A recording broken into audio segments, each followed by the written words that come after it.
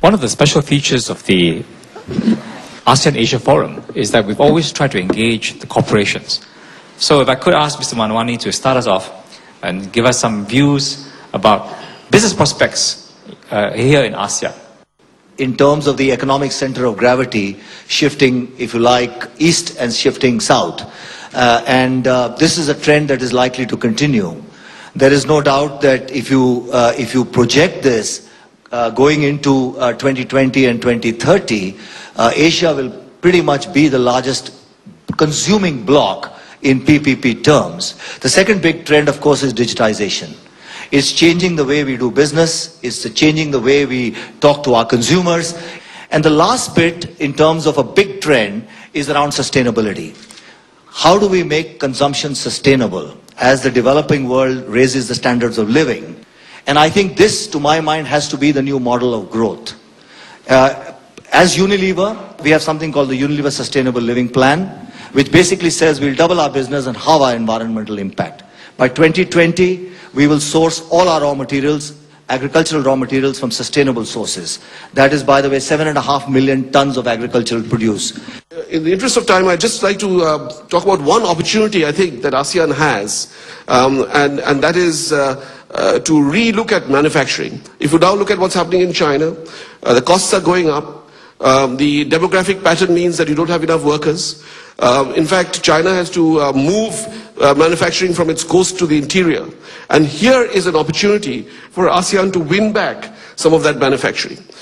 Because if we can reignite some of those thinking that we had way back in the 90s and about, say, a region with Singapore, Malaysia and Indonesia and the Batam, Bintan, Karimun triangle, where you have the logistics and the control towers and the nub in Singapore and the manufacturing in Batam, now in Iskandar. That would be a very credible challenge, to what China has to offer. And because of the geopolitics, I think we will find countries like Japan, countries like India, warming up to moving some of the manufacturing to this part of the world. So I think this is a great opportunity if we can get our act together. Digitization was mentioned, I think, by Hirsch. How do you see this altering your business model into this notion of the creation of intellectual capital? What role is it going to play, the personal branding, the interaction of consumers? I remember 20 years ago, we used to make projections of how many telephone lines India is going to have, and the best estimate for 2010 was 25 million. Today there are 850 million telephones, okay? But they happen to be mobile phones. I think the impact that digitization is making generally on the way we do business and the way we market our brands is I think, completely disruptive. As I speak to you today, we are investing more, twice as much as we invested last year in building the right capabilities to understand this, to build the right business models for e-commerce. So I think it is going to, particularly in the developing world, I think this is going to give an opportunity to leapfrog. And if you ask me, mobile telephony is a big deal. It's going to change the face of the way we do commerce and the way we reach out to consumers. The naughty question I had right at the end was simply to try to tie back to the earlier panels and the suggestion that while there are many opportunity potential here in ASEAN, there may be problems coming.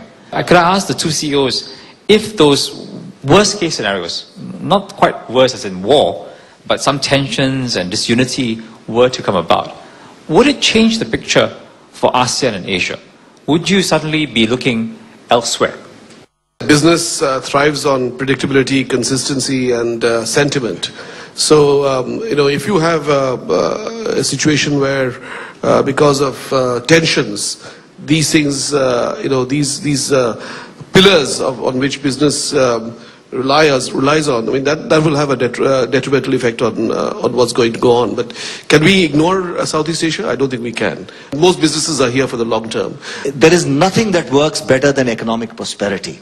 And if we can all strive towards that, that's the best peacetime formula in the world. So I feel very confident, and I agree with Gautam that that businesses always take a longer term view of how we want to operate. So within that context, I think there's a great future for ASEAN.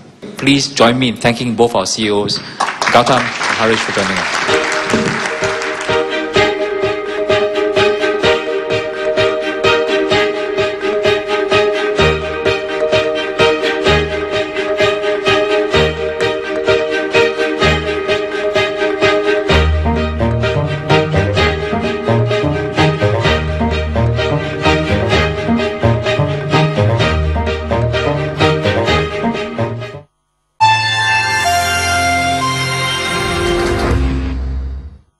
This program was brought to you by the Singapore Institute of International Affairs with the following sponsor and partners.